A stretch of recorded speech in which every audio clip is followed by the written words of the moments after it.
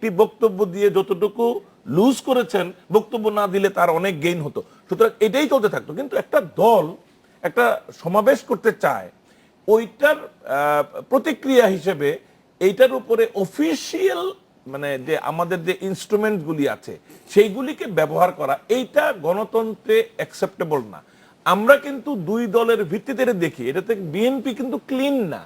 BNP নিজেও যখন ক্ষমতায় ছিল তখন নানান রকম কৌশলে এই আওয়ামী লীগকেও মানে তারা নানান ভাবে কি বলবো মানে হ্যারাস করেছে। এখন এই হ্যারাসমেন্টটার মাত্রা ধাপে ধাপে বাড়ছে। কিন্তু এখানে আওয়ামী লীগ হয়তো দেখেন, আওয়ামী লীগকেও কিন্তু কৌশল করে ক্ষমতার বাইরে রাখা হয়েছিল 21 বছর, রাইট? কিন্তু এখন এটা এবং এটা কিন্তু কূটকৌশলী। কারণ কি, আওয়ামী লীগ এত অজনপ্রিয় দল তো ছিল না যে দলটা দেশটাকে নেতৃত্ব দিয়ে স্বাধীন করলো, 3.5 বছরের মাথায় সে ক্ষমতায় আসার জন্য 21 বছর ওয়েট করতে হবে। এত জনপ্রিয় দল তো আওয়ামী লীগ ছিল না, কৌশলের জন্য। সুতরাং এই কৌশলের জন্য আওয়ামী লীগের রাগ থাকতে পারে, কিন্তু এই রাগের জন্য আবার তারাও একই রকম একটা অ্যাকশন নিবে, এটা ঠিক প্রকাশ্যে মানে প্রকাশ্যে অ্যাকসেপ্ট করা যায় না। আমরা ভেতরে ভেতরে হয়তো উপলব্ধি করি কেন আওয়ামী লীগ এটা করছে। আমরা একটা বিরতি নিচ্ছি, বিরতির পর ফিরে এসে জনাব সাদেক খান আমি একটি নতুন প্রসঙ্গের অবতারণা করতে চাই। শুধু খবর সংগ্রহ করার জন্য নয়, আজ রাজনৈতিক কারণে খবরের বিষয়ে পরিণত হলেন সাংবাদিকেরা। রাজনীতির সাথে সাংবাদিকদের ঘনিষ্ঠতা, আমি প্রেস ক্লাবের কথা বলছি। প্রেস ক্লাবের সাংবাদিক নেতৃবৃন্দ যারা পরস্পরের বিরোধী আছেন, তারা এক ধরনের সংঘর্ষ উত্তেজনাকর পরিস্থিতিতে জড়িয়ে পড়েছেন, এখনো তারা অবস্থান করছেন অনেকে সেখানে। আপনি এই প্রসঙ্গে যদি একটু আপনারা এই প্রসঙ্গে যদি আলোচনা করেন, আমরা একটা বিরতি নিয়ে ফিরছি আপনাদের কাছে।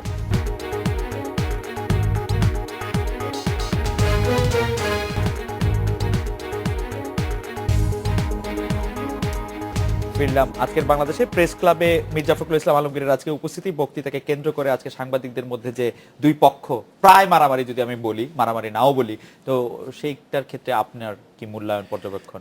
এটা তো আমাদের দেশের রাজনীতির একটা খুব দুর্ভাগ্যজনক দিক যে আমরা প্রত্যেকটা ক্ষেত্রেই মানে আমাদের সমাজটাকে মানে সুশীল সমাজটাকে ভাগ করে ফেলেছি, পেশাজীবী সমাজটাকে ভাগ করে ফেলেছি। ডাক্তারদের দুই ভাগ হয়ে গেছে, এদের মানে মোটামুটি হবে, সাংবাদিকদের দুই ভাগ হয়ে গেছে, এবং দখল করার একটা প্রবণতা আছে, যে প্রতিষ্ঠানগুলো দখল করার প্রবণতা রয়েছে।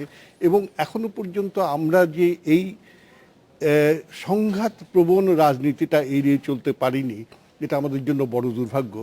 আমি শুধু সাংবাদিকদের বিষয়ে মন্তব্য করবো না, আমি তো মন্তব্য করলামই, এটা ডিভাইড হয়েছে, খুব দুর্ভাগ্যজনক। কিন্তু আমি আরও একটা অন্য কথা বলতে চাই। আপনি যদি দুনিয়ার চারদিকে দেখেন, এই যে এক্সক্লুসিভ কাউকে বাদ দিয়ে রাজনীতি করার যে প্রবণতা, একটা দলকে বা একটা পক্ষকে বাদ দিয়ে, এই প্রবণতা কিন্তু সব জায়গায় কমে আসছে। যেখানে কমছে না সেখানেই সমস্যা হচ্ছে, এবং একটা প্যাটার্ন আমরা দেখতে পাচ্ছি। প্যাটার্নটা হচ্ছে কি, যেখানে রাজনীতিবিদরা এক হতে পারছে না, একটা মতকে কনসেনসাসে পৌঁছতে পারছে না, সেখানে আর্মি আসছে। যেখানে আর্মি ফেল করছে কনসেনসাস করতে, সেখানে যোগ্যবেদা আসছে। ইউক্রেনে দেখেন, সিরিয়াতে দেখেন, একই অবস্থা। কিন্তু আমি একটা একাডেমিক একটা প্রশ্ন করতে চাই জনাব সাদেক খান, আপনি বলছেন যে বাংলাদেশের এটি একটি খুব দুর্ভাগ্য যে দুভাগে ভাগ হয়ে পড়ছে, কিন্তু পৃথিবীর সব জায়গায় তো সাংবাদিকরা, পেশাজীবীরা ঘোষণা দিয়ে রিপাবলিকান বা ডেমোক্রেট, টোরি বা লিবারেল, সবাই তো ঘোষণা দেয়। আমাদের সমস্যা তো সংঘাতটা, মানে কেউ দল করলে তো সেটা কোনো সমস্যা না। আমাদের শুধু সংঘাত নয়, দলবাজিটা আমাদের সমস্যা। আমরা যখন একটা দলের পক্ষ নিয়ে, খুব সিম্পল কথা, আমেরিকাতে আজকে একজন রিপাবলিকান এবং একজন ডেমোক্রেট, তারা বাইপার্টিশন ভোট দেয়, তাদের রাইট আছে ভোট দেওয়ার, মানে ডেমোক্রেটদের পক্ষে, তাই তো? একইভাবে বাইপার্টিশন রাজনীতি চলে মানে বিদেশে, এবং পার্টিকুলারলি কনসেনসাস রাজনীতি চলে কতগুলো মূল ব্যাপারে। ভারতবর্ষেও সেটা হচ্ছে, মানে বহুদিন ধরে হয়ে এসছে, আজকাল একটু সংঘাতের দিকে যাচ্ছে সাম্প্রতিক সময়। কিন্তু কনসেনসাস, একটা মৌলিক কনসেনসাস রাজনীতি একটা অন্য জিনিস, সেখানে তো তা হচ্ছে না। দল যা বলছে সেই অনুযায়ী ভোট দিতে হবে, সেই অনুযায়ী কাজ করতে হবে, সেই অনুযায়ী মারামারি করতে হবে, বাদ দিতে হবে। আমি বলছি এক্সক্লুশনের কথাটা বলছি, রাইট? মানে এক দলকে, এক পক্ষকে বাদ দিয়ে। আমি যদি নাইমের কাছে আসি, যে নাইমা, আপনি এটাকে কিভাবে দেখছেন যে প্রেস ক্লাবে গিয়ে মির্জা ফখরুল ইসলামের বক্তব্য দেওয়ার পরেই যে পরস্পর আগে হয়েছে, জার্নালিস্টদের মারামারিটা আগে হচ্ছে না, মানে সেই অর্থে না, সেই পরে হয়েছে। আমাদের এটা তো আমরা আলোচনা করি, জানি যে আমাদের সাংবাদিকতা স্পষ্টতই দুই ভাগে বিভক্ত। কিন্তু আমি এটা আবার এখানে সতর্কতার জন্য বলে রাখি, বাংলাদেশে এখন বাংলাদেশের পুরো জনসংখ্যার যেমন একটা নবীন অংশই সংখ্যাগরিষ্ঠ, সাংবাদিকতাতেও কিন্তু এখন সংখ্যাগরিষ্ঠ অংশটা দলীয়ভাবে বিভক্ত না, কিন্তু এখনো নেতৃত্ব পর্যায়ে সিনিয়র পর্যায়ে বিভক্ত বলে আমরা এগুলি দেখি। আমার মনে হয় যে আজকের এই ঘটনাটা আমাদের যে অসুখটা আছে তার সিমটোমেটিক প্রকাশ। সুতরাং এটা এমন কিছু না, আজকে এটা এক্সপোজড হয়েছে আরেকবার প্রকটভাবে। আমার মনে হয় যে এখানে দুই পক্ষকেই সমালোচনা করার বিষয় আছে। একদিকে যেমন আমরা সরলভাবে দেখতে পারি যে প্রেস ক্লাবে তো সকল রাজনৈতিক মতাদর্শের লোকজনই যায়, অনুষ্ঠান করে, বক্তব্য দেয়, এইভাবে দেখা যায়। আবার আমরা এটাও দেখি যে এই যাওয়ার মধ্যেও পার্থক্য হয়।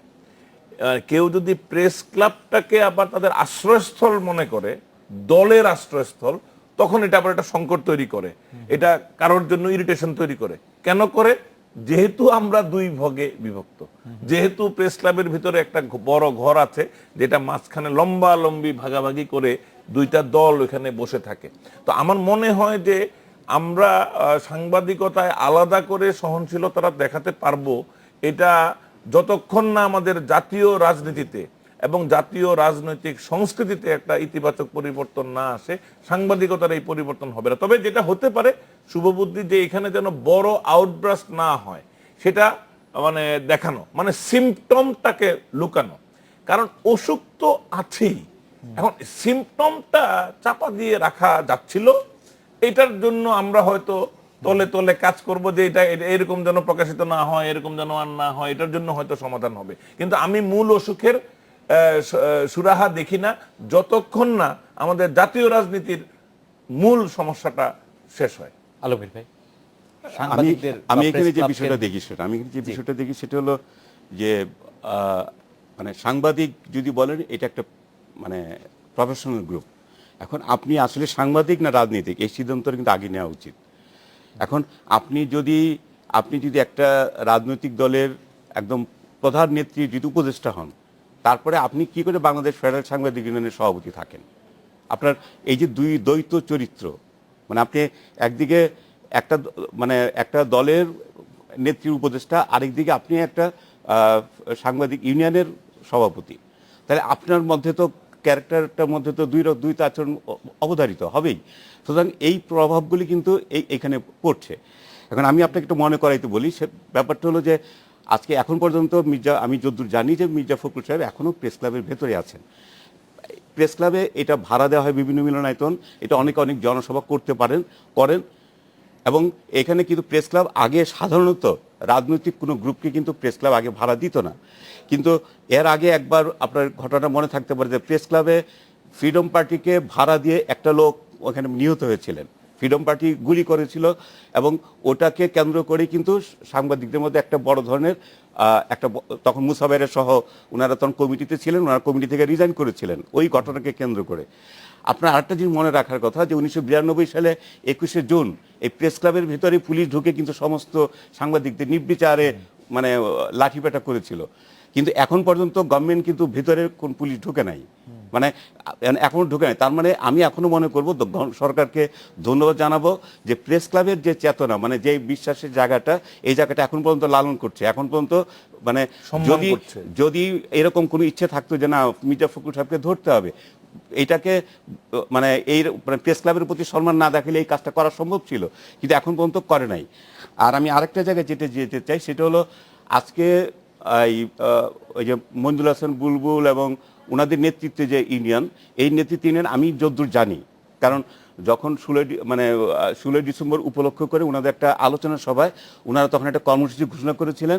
আজকের সেই কর্মসূচিটা ছিল, সেটা হলো বিভিন্ন পত্রিকায় ওয়েস্ট বোর্ড বাস্তবায়নের না হওয়ার প্রতিবাদ হিসেবে ওনারা একটা সমাবেশ ডেকেছিলেন। আমি ওই সভাটা ছিলাম বলে আমি জানি, এবং এটা আজকের কিন্তু সেই সভাটি হওয়ার কথা ছিল। এখন এই সভা কেন মানে ধরেন এখন এই যে সমস্যাটা তৈরি হয়েছে, মির্জা ফখরুল সাহেব উনি মিটিং শেষে তো চলে যাবেন, এটাই স্বাভাবিক, তাহলে উনি কেন ভেতরে গিয়ে আশ্রয় নিয়েছেন? এই প্রেস ক্লাবটা এখন এই যেটা নাইমুল ভাই বলছিলেন যে প্রেস ক্লাবটা এখন কারো আশ্রয়স্থল হয়ে উঠেছে। এই প্রেস ক্লাবে এখন রাজনৈতিক কোনো গ্রুপের এটা আশ্রয়স্থল, মানে তারা বিভিন্ন সময় বিভিন্ন, তার মানে আপনার বক্তব্য পরিষ্কার। আমাদের একদম শেষ পর্যায়ে চলে যেতে